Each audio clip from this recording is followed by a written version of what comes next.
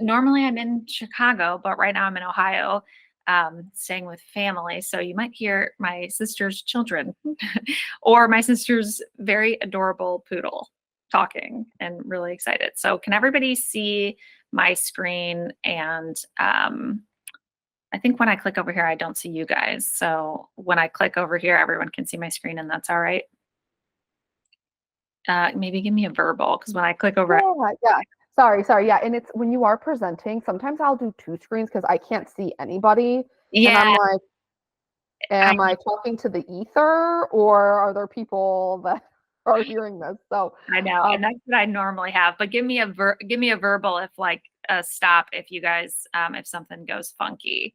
cool. And Um, I'll try and like moderate and stuff for you. But yeah, everyone can see you and your screen. Okay, perfect. Awesome. Well, thank you so much for having me today. Again, I'm Aby Fewel. My practice is My Three Meals, and I'm a registered dietitian. We have another dietitian on staff. Her name is Lisa. And then I'm also hiring and recruiting for another dietitian specifically to see our clients with eating disorders. So, what is My Three Meals? We are registered dietitians and we accept insurance and we do one on one nutrition counseling. So, I think what a lot of people don't know is the difference between a registered dietitian or a nutritionist. That's the most common question I get. So I just want to break it down for you guys here. So a dietitian has 4 years of university of education. Now, starting this year, required to sit for the exam, a master's degree. We have 1,200 hours of supervised practice. We are eligible to accept health insurance. We're regulated by national organization, and then we have a license in each state, and we're able to work with all different types of populations in the hospital setting and also in the community setting. And unfortunately, while I know great nutritionists, there's not like one defining like definition for what that can mean. It can mean a lot of things. So every dietitian can call themselves a nutritionist, but every nutritionist cannot call themselves a dietitian. The thing that I think helps therapists kind of understand it the most would be like the difference between like a licensed clinical social worker. You really know what you're getting, right? You know they've had training, you know they have had exams, you know that they've had that supervised practice piece, you know that they have that. And then perhaps a life coach would be someone that maybe has great experience and is a wonderful person to work with, but you could also be getting someone who maybe doesn't have that because there's not like a restriction on using that term. That's kind of the same for nutritionists. There's just no real like governing body to like protect consumers of what that word means. But happy to answer questions about that too if anyone has any. So what does a dietitian do? A dietitian performs medical nutrition therapy, and at least in the state of Illinois, it's not legal for someone other than a dietitian to practice medical nutrition therapy, which is a form of treatment. We use nutrition education and behavioral counseling to prevent or manage a medical condition. So, what does that look like? What are we doing in appointments? So, the first thing we're doing is assessment. So, we're learning about our clients, all of their needs, all of their health goals. We're talking about their day to day. We're talking about what their kitchen looks like. We're talking about what their grocery store experience is like. Do they go into the office or do they work from home? We're really kind of getting down into the nitty gritty of their day to figure out how we can like plug in nourishment throughout a day that's going to be effective for them and be helpful for them.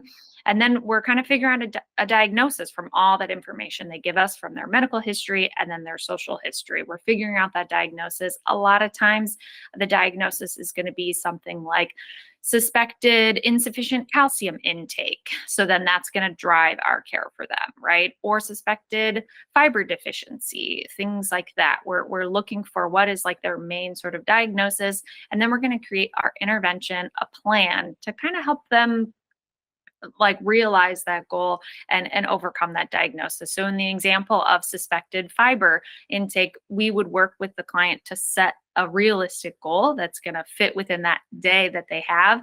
And we're going to set a goal that is going to be easy for them to achieve, easy for them to try, and is going to be accessible to them, whether that access meaning time or finances or energy, things like that. So in that example, a goal is going to be something very chill, like perhaps next Tuesday at 9 a.m., try a whole grain, dealer's choice. And then we're going to come up with like 10 different whole grains they're excited about. And then the next week, we're going to meet and we're going to monitor and evaluate what that is. And we're going to check in and see, like, what was it like when you ate that thing? And did you like it? And did it take too much time? Or did your grocery have the thing that you liked? We're going to kind of like dig in and really find out what that means. So this is what sessions like really look like and what we're kind of talking about in those sessions, all telehealth. So what type of conditions can medical nutrition therapy help with? Most conditions have a nutritional implication, have some sort of nourishment piece that can make that condition more managed through the food choices that they're making. So this is kind of a long list of classic conditions that people might reach out to us for. Someone with high blood pressure, someone with a recent injury, or someone who recently had surgery. There's a lot of times nutrient needs go up during those times in people's lives, and they don't really realize that it's going to help them heal faster if they tweak like maybe one or two things that they're eating and maybe interject a little more something in their day. Malnutrition, a new diagnosis of cancer, diagnosis of diabetes, high cholesterol. A lot of people reach out because they've had recent lab work done and their doctor has told them like, oh, you should watch your this or watch your fat. A lot of people don't really know what to do with that information, which is understandable. So we can go over those labs, which a lot of times the physician doesn't have time to do. They're not going to sit there and go over each and every lab with the client and tell them what that means from a nutritional standpoint. So we get a lot of people reaching out. They'll go to like their employee health fair, did labs, and then they'll say like, I don't know what any of this means in terms of what I should eat. And so we can go over that with them. Heart failure, kidney disease, any type of deficiency or suspected deficiency. Diseases that they need to restrict for, like celiac disease. If they need to restrict gluten, that doesn't mean that we want them to have a fiber deficiency or a B vitamin deficiency or something like that. So we're going to work with them to try to make sure they feel like when they get a new medical condition, they're not feeling so restricted. We want to make them feel like they have a lot of foods available to them, and we're just going to help them guide them in the direction so that way they don't feel like they're kind of living in that restrictive place that a lot of times a medical condition can make you feel like you're living in that restrictive place. Do I have to have one of these medical conditions to see a dietitian? Absolutely not. So going back to insurance, most commercial insurance plans do cover preventative visits. So for example, Blue Cross Blue Shield, Illinois PPO plans typically cover unlimited visits, no copay, no deductible, no referral, none of that stuff. So if you're familiar with the billing part of insurance, we are billing under their preventative services, which means that they don't require typically a copay or referral or anything like that. So 99% of our clients at the practice, they don't pay us any money. It's all through the insurance. So a lot of people don't know that. So that's why I like to kind of tell people about the preventative coverage that they have, because they just don't know that they're already paying for that in their plan. So they can take advantage of seeing a dietitian, especially with those Blue Cross PPO plans. I'll get into some of the other plans a little later. But so what would that look like to see a dietitian for prevention? So something that people don't realize you could meet a dietitian for is meal prepping ideas, right? So like maybe you're cooking for a big family or just you and your partner or just yourself, but you're sort of like sick of the foods you're eating, or you're eating the same 5 things over and over, and you just don't really know how to plan out making those foods and having those foods available and them being nutrient dense and things you like and things you'll want to eat. So like a lot of people don't realize that dietitians also have like a food service management background. So I always tell people that they're expected to be like the food service director of their household. And that's a hard job. And so meeting with a registered dietitian can really take that off of you, and we can workshop those different things. Grocery lists. I have clients that meet with me every week, and we look at their Instacart order and we build that together, whether they just are struggling with like finding foods they like at the grocery. They want to go maybe outside of their comfort zone, but don't know where to start. Or maybe they are also managing a medical condition and they want to make sure that they're choosing foods that are going to support that, or maybe they're at risk for something. Maybe a parent was just diagnosed with a condition like diabetes and they know that they're at risk for that, so they really want to make sure they're avoiding that diagnosis. So we'll make their grocery list together. Menu reviews. A lot of clients will reach out because they have maybe a vacation coming up or an event coming up, or they're doing a lot of networking. So they're going to a lot of restaurants and they want to look at those menus to figure out how we're going to still meet their health goals, but still eating out. Holiday meal planning. I've got 15 people coming to my house and half of them won't eat this, half of them are allergic to this, one of them has this. There's a lot of different conditions that as a host you're managing. So I can help come up with ideas for what to make in that type of setting, or even just if you're going to a holiday party and you're maybe a little nervous about what type of foods are going to be there, we can talk about that and sort of plan out your whole day of eating, so that way you're going to feel comfortable in that setting. Eating while traveling. I have clients who'll reach out because they're staying at an Airbnb on a girls' trip. And I don't know why, but for some reason, a lot of my clients in the last few weeks, everyone's going to Joshua Tree. I guess I need to go to Joshua Tree, but they're all going to Joshua Tree. They're staying in houses with a big group of people and they want to come up with quick and easy ideas that they can kind of make together that everyone's going to love. And then also ideas that they can pack with them to go on hikes out in the park. Or they're staying with their family and this person like doesn't really like this, but they don't want to have to make like 5 different things for each member. So just coming up with those food ideas can really take a lot of the stress piece out of traveling. Also workday lunch ideas with a hybrid system that a lot of people find themselves in. You're really having to learn different ways of nourishing yourself because sometimes you're eating at home or sometimes you're eating in the office. Oftentimes it's flipping day to day and it's hard to like turn that on and off when it comes to what you're choosing for breakfast, what you're choosing for lunch when you're in those different environments.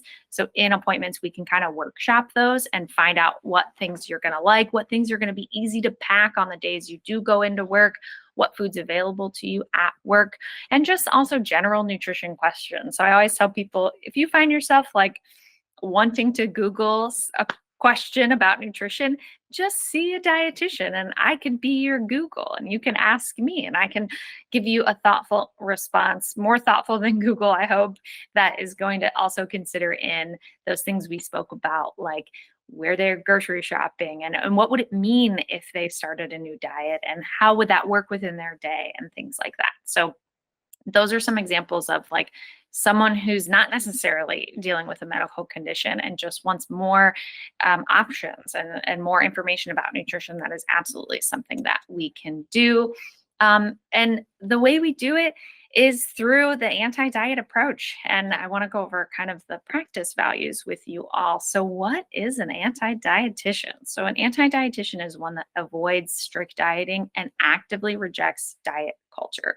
So dieting has been shown to be detrimental to health and has not been shown to be effective for long-term weight management. So it's really important that we practice from a place of weight neutrality because no one is ever helped by another way of practice. Weight-centric care is just not really shown to be effective for long-term management of conditions and actually has been shown to be harmful for clients. When clients come to us as healthcare practitioners, they're often at their most vulnerable, right? So like they're coming to us looking for help. And so they're really kind of putting a lot of trust in us. And they hear enough damaging information about their food choices in their body throughout the day. Their health appointments are not the place where they should be hearing that type of language. So we practice from a place of weight neutrality, and we encourage the Hayes principles, health at every size. If you're not familiar with those, the principles are weight inclusivity, eating for well-being, and life-enhancing movement. That portion of it is sort of, I love that portion of it because it's talking about like finding joyful movement versus like the chore of exercise and sort of reframing the way we think about movement. And then also, of course, just respectful care and meeting people where they are at. So why do we need therapists? We need therapists because a lot of times in sessions when we're talking about food, food traumas come up, right? Like we're talking about a lot of times we're talking about nourishment now, but then what comes up with how they were raised and how their parents were able to nourish them. And there's oftentimes trauma in that, right? We're talking a lot about body image. So folks are coming to us because they're in a different stage of life where their body has changed a lot. And then it really affects an identity when your body changes. Of course, we see folks with disordered eating, people who are using food as coping mechanisms, and then also just undiagnosed behavioral conditions that maybe we're kind of noticing come up because they're forgetting meals, forgetting to take their lunch, having trouble managing their time. This might be an area where I might hear something that kind of jogs me to say, have you ever talked to a therapist about this? Because we can suggest foods all day long and we can help them, kind of navigate the food world. But a lot of times it does require to dig a little bit deeper, and that's going to be outside of my scope. So I want to always pull in you all to be able to help clients really dig into those things and finding out why they might be stuck about certain things. So these are some things that I think your clients might say to you that might jog your mind to say like, oh, this could be a food thing. They might benefit from working with a dietitian. So someone saying they don't have enough energy. A lot of times people will come to me because they're feeling tired and they want to restrict. They want to say, I'm feeling really tired and I think it's gluten. So I think I'm going to cut out gluten. And then we'll look at their day of what they're eating and they're skipping breakfast. Lunch is really a glorified snack. And then dinner is inconsistent. So then the question becomes like, is it gluten or are you just not eating enough? Like, do you just need a little bit more in those moments throughout the day? How can we like sprinkle in nutrient density so you've got something in the tank? So you might hear clients say something like that. Or people with decision fatigue. They're working all day. By the end of the day, they're just not sure what to make for dinner. It's nice to be able to work with those clients to help them kind of workshop new ideas for foods that are within their grasp, access, time, energy, finance wise, right? People using food as coping mechanisms. So I was stressed out at work. So I came home and ate an entire box of cookies. So that's a perfect example of where we would want to work with someone to say, like, that's okay to do. If that's your coping mechanism that was available to you in that moment, food is always an appropriate coping mechanism. But then we'll say, can we loop in the therapist to talk about what are our other coping mechanisms and why are you feeling the need to cope? But so someone who's doing something like that, we want to address, first of all, their biological hunger. So if you heard someone express that, some something that I would want you to kind of be thinking of is, well, what did they eat for breakfast, lunch, and dinner? Like, were they also battling up against hunger, right? So it's hard to like ask someone to develop a new coping skill and like look inward and journal when they're just hungry, right? So that's something that might jog you. Someone who's been to the doctor recently and their doctor told them to cut out a food that feels like culturally important to them. So, someone that's sort of being challenged in that way to cut out a food that feels important to them, that's somebody that I would want to see and want to be able to help to let them know that they can have rice still or they can have pasta still. How can we make it work within what their new maybe health diagnosis requires, but still being able to give them that freedom to know that they don't have to completely cut out something that's culturally important to them. People getting so busy, they're distracted at work, they forget to eat. Maybe it's just that they don't know what choices they have, or they haven't really workshopped different choices that are maybe more simple for them. People expressing that they're not hungry in the morning. So a lot of work we do is also trying to get people familiar with their hunger cues and fullness cues as well. So that's part of seeing a dietitian. Because a lot of times I think they're definitely hungry in the morning, but they're just not feeling those cues in a way that they're used to. So that's something we work on. Somebody expressing that they don't want to go to their doctor because their doctor just tells them to lose weight. Somebody who's sort of like fed up with that care that they're giving. That's somebody that I think we could help to let them know that, there are other ways to achieve health besides just their weight alone. So we like to see those people. And what my clients say to that triggers me to know I need to loop in a therapist, or I need to kind of suggest, hey, have you ever worked with someone before? Have you ever talked about this before? People reach out because they're former athletes or current athletes, but maybe they're former athletes in college and they've always followed a strict diet. And now they're sort of feeling overwhelmed by losing that structure, right? I'm sure a lot of you have seen folks dealing with that, like in terms of that life change, right? But there's a nutritional component to that too. So I think like the therapist and the dietitian together can really help them figure out how to navigate a lot of those like food challenges. Something my clients express too a lot are past dieting experiences. So someone saying something to me like, my doctor commented on my weight as young as 10 years old. And that is trauma, right? So that's when I'm going to want to loop in a therapist to say, have you ever chatted with someone about this? Like, what are your feelings about that? And that's not something that we would get into in session with me. That's where I would have to say, like, hey, this is like a great place for us to stop and for you to continue with your therapist. So I'm often in need of recommending that type of care.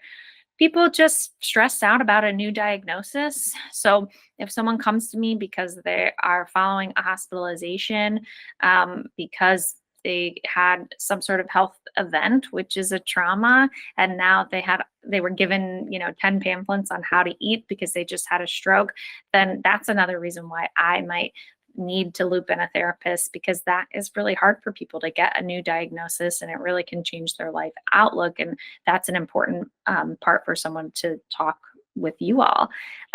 People that have a partner or a family member or someone in their life that's making comments about their body, just working on body acceptance. Again, I can work on the food piece with them. But really, when it comes to that body image, I want to loop in a therapist. Someone expressing that they don't eat carbs unless they earn it, right? Someone expressing like that transactional relationship to food, that to me is going to say, have they ever seen a therapist that works with folks with eating disorders? Because, there's something there that feels like, a little bit of a theme of like not being deserving. And that's something that, again, I'd want to suggest a therapist. People in their life also dieting, right? People, maybe their whole life they've had their parents on a diet, and that can be a form of trauma. So that's something that I would want to loop in therapy. So what insurances does My Three Meals accept? I told you about Blue Cross PPO. We also do accept Cigna PPO. Those plans typically have a restriction, a cap on the number of visits depending on the plan itself. And then we also take Medicare. Medicare does have restricted diagnoses. Medical nutrition therapy is only covered for folks that have a diagnosis of diabetes or chronic kidney disease. Unfortunately, it does not cover medical nutrition therapy for any other condition. So how do I know if somebody has coverage? So you can ask me. I'm always happy to call and verify insurance for a client. If I'm out of network with someone, we can provide a super bill and give them instructions on how to submit that super bill. And a lot of other carriers will accept those super bills for reimbursement. But again, I'm happy to navigate that with any potential clients. And so I think lastly too, I love to be connected with other folks who also accept insurance. So I do a lot of networking, and anyone that is a good connection for me, if it's somebody who also takes insurance, physicians, therapists, acupuncturists, chiros, physical therapists, also personal trainers, sometimes gym owners, those benefits coordinators and HR coordinators. We do health fairs for employee health fairs. Sometimes that's always a fun events. So you can send them my way, and there's my contact info. I would love to kind of answer any questions you all have now, but also if you want to get a coffee with me or set up like a Zoom one-to-one with me if you have more questions, then I would also be happy to do that. But I really appreciate your time and attention, and I want to just kind of be available for the little bit of time we have left and answer any questions you guys might have.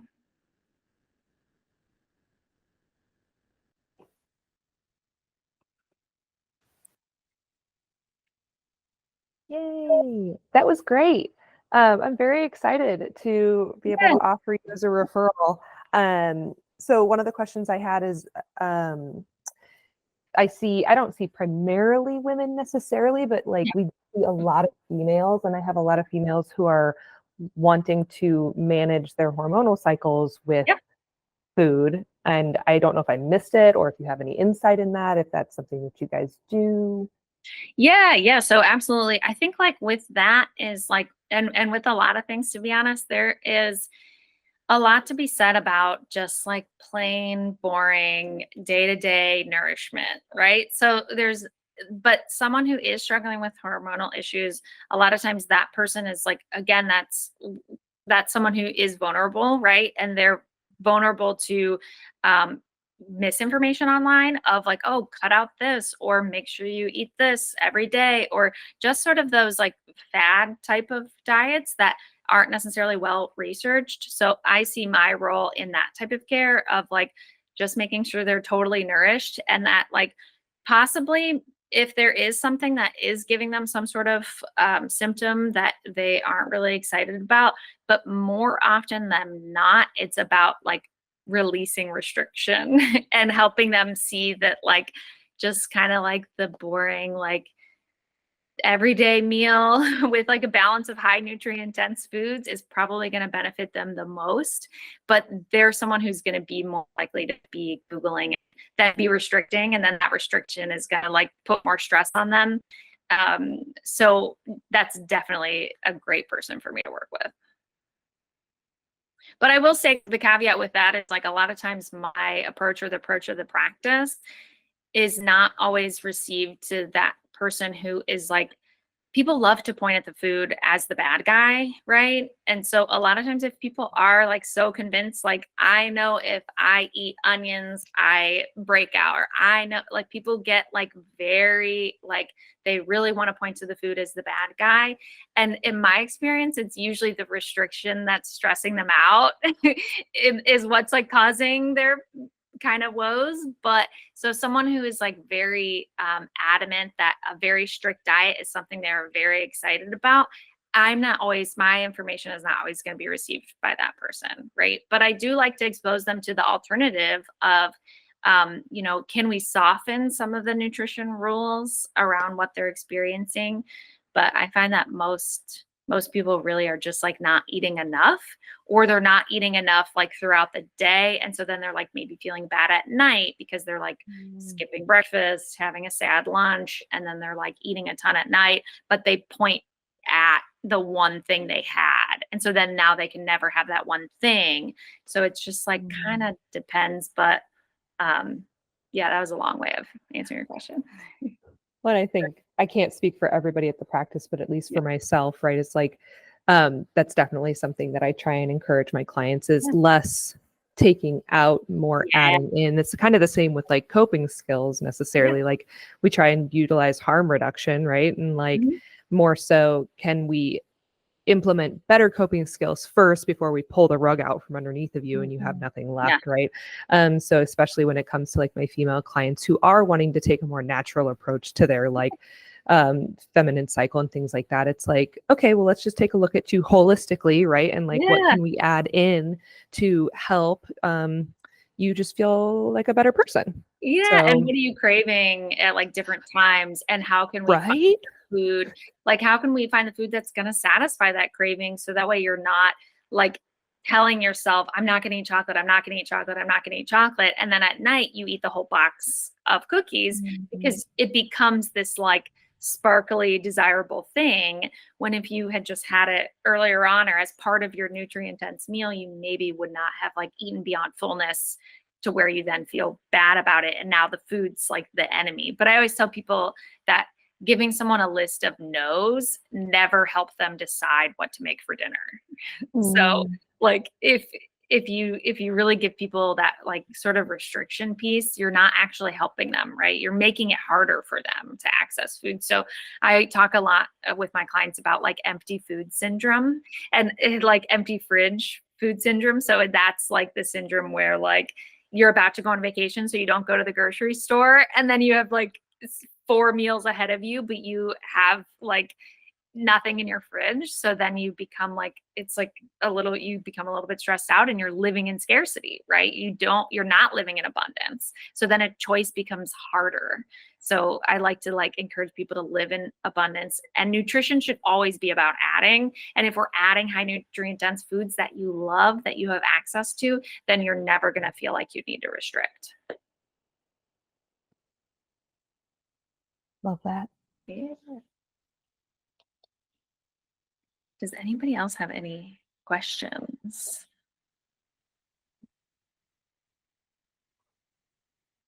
And I also want to hear from you, like what type of clients are you typically working with? Or were there like moments that I mentioned throughout this presentation where you thought like, oh, maybe would this person be a good fit? Or if you have any questions like that or comments like that.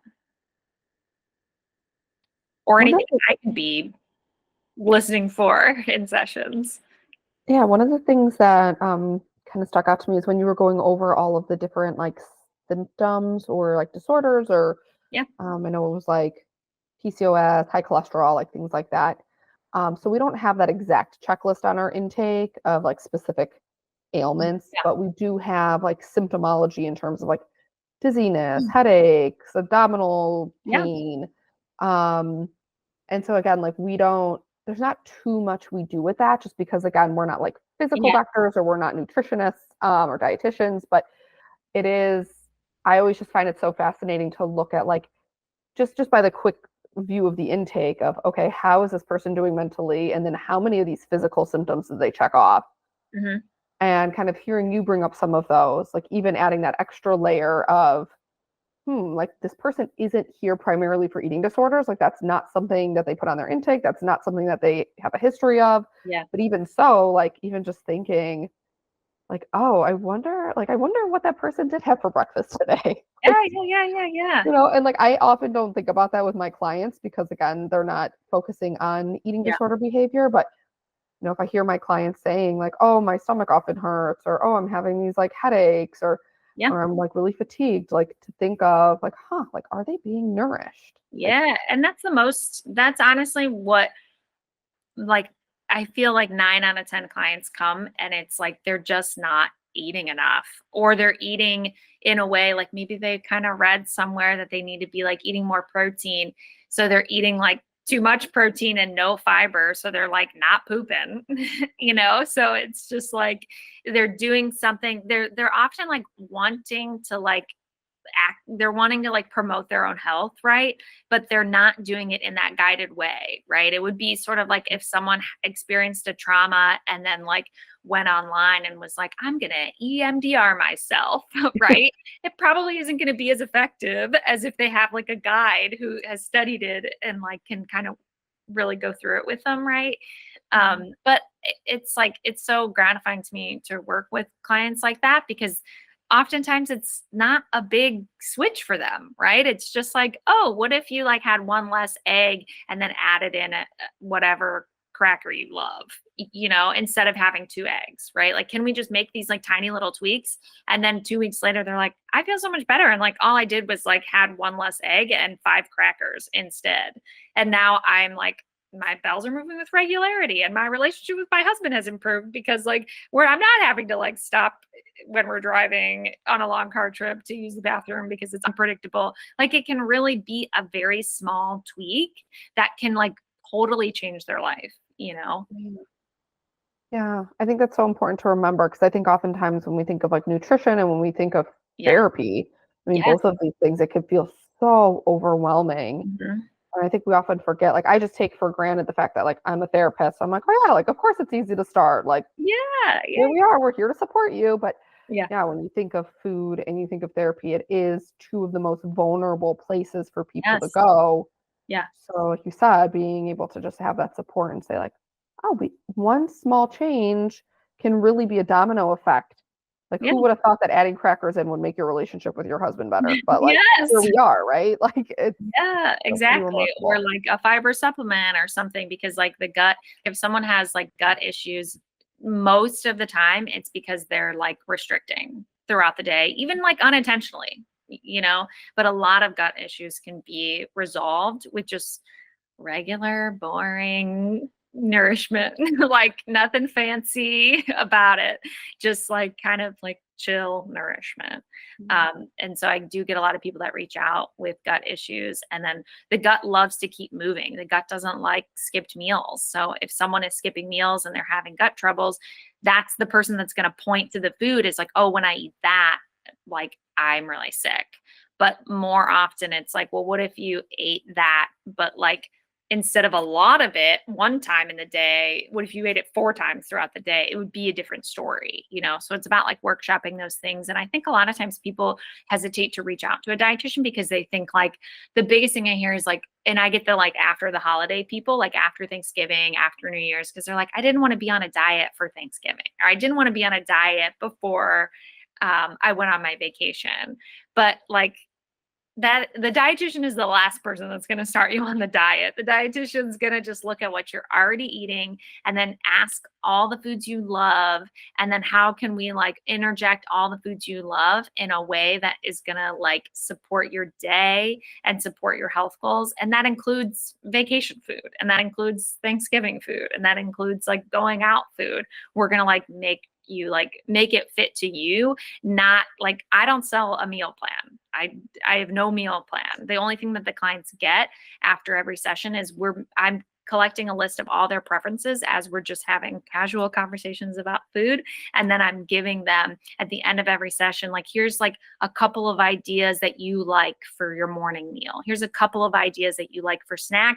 And then maybe I'm making suggestions to like add another food group to it. So that way it's going to satisfy them and keep them satisfied. So that way they're not feeling like they need to be so snacky later on in the day, feeling like, I hear a lot of people say like, oh, I eat when I'm bored, but then like I listen to what they're eating all day and I'm like, I think you're eating because you're hungry, and then their mind is like blown because they like had pinned this identity on themselves as like a bored eater or like an emotional eater. I'm an emotional eater. That's like an identity people put on themselves, but it's like, it feels like you're just like a human body that is like eating because you're hungry and you may be restricted earlier in the day. So like later on, when you finally have the time to relax and sit down, yes, you're eating a lot. You're eating beyond fullness because your biology is taking over to like fill that hunger. Right. So yeah, I do get a lot of people who like reach out because they're like, they don't reach out because they feel like I'm going to put them on a diet, which is like, I'm the last one that will do that. Yeah. Anybody else have any questions? Any brain busters for me? I'm trying to formulate this question in a way that makes sense. It makes sense in my brain, but we'll just say, how do you kind of approach like the unwilling, client where it's just like they've gone through everything and it's like, oh, I've, like been to nutritionists before and it's just, the same old, or they have, some like fears around certain food groups and just kind of that, more of like the eating disordered, just like this is a scary food, so that's why I'm restricting it. Not more of the, the gluten intolerance, so I'm going to stay away from that kind of a thing. It's more of the like the thought and like that type of restriction. Yeah, absolutely. And so I think with those folks, the approach would be like finding out like what are the foods they love and what are the foods they're comfortable with, or avoiding those foods. Like, I'm not gonna, if somebody has that like restrictive mindset for those like fear foods, a lot of times like I might ask, and I would probably want to meet with the therapist to ask like what level of care are they appropriate for? Can we get nourishment in this like outpatient type of care? Like, are they appropriate for this? Or do they need a higher level of care? Basically thinking, can I get them nourishment? Like, I have a client who has ARFID, so they have textural challenges with eating. So they're not eating any vegetable, right? They don't want one vegetable. And so in my mind, I think like, okay, in an ideal world, like they would be eating vegetables, and they also don't really like fruit that much, but they are okay with applesauce. So I'd be kind of asking them those questions and throughout making sure they feel like safe and supported while I'm talking about food, right? Because usually in my first like initial session, if someone reaches out for an eating disorder, I'm gauging like, how much can we talk about food in this session? Like, how much should I even bring up about food? But finding foods, identifying the ways that they are comfortable eating those fear foods. And then if they're not, do we need either a higher level of care because it's going to be hard for us to find nourishment for them, or do we need to loop in supplements? And I don't love supplements if I can avoid them, but like with that client who's not eating vegetables, eating sort of now we're eating like real fruit popsicles and like applesauce, and like that's a win because that's their vitamin C, and I'm like, yes. But they're also they're taking like a fiber supplement, right? They're taking a fiber supplement and a multivitamin because they're just not going to eat those other foods. And then we're continually working on like the reasons that they're finding that they've had trauma with eating fast foods, right? Like dad always commented on the way they chewed their food, and their relationship with their dad is challenging. So they're working with therapists on that. And while they're doing that, I'm making sure that they're taking their multivitamin every day and their fiber supplement every day. Cause I know me suggesting like, just try a carrot is going to like not really help them.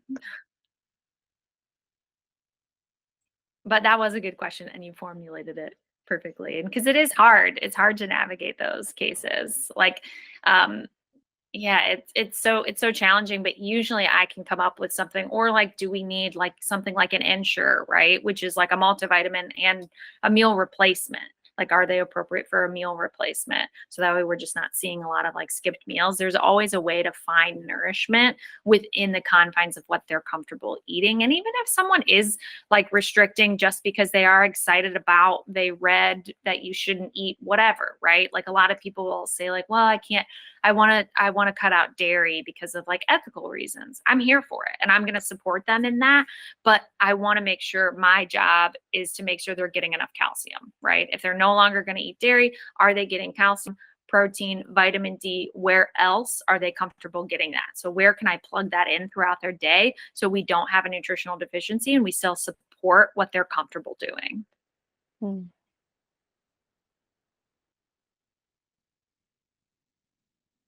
Thanks. Yeah, cool. Well, I really appreciate you guys hanging out with me today. I would love to like chat with each and every one of you about like what type of clients you're seeing, how I can support your clients, how my clients can be supported by you. So please reach out and let's like have a coffee hang, go for a walk. It's nice and sunny. And yeah, let me know how I can support you guys. Cool. Yeah. Yeah. Well, and then I have your slides so I could share. Do you want me to share them with the team or just the contact info one? Yeah, absolutely. Okay, cool. So I'll just forward those on. Yeah, this was jam-packed with such great information. So thank you for like making it so succinct. I'm a fan of PowerPoints because of that reason. But yeah, this was really great to get to know you more and for the team to know you more and the work that you do with my 3 meals. And yeah, we're excited to be able to look and see who would be a good referral for you. And then, as I know you said, you're looking to add another therapist, another therapist. Is it a therapist? Dietitian. I was going to say, is it like considered like a nutritional therapist? Yeah, it's nutrition counseling. So yeah. Got it. But yeah, and I would love to just connect with you too once they're added. So yeah, absolutely.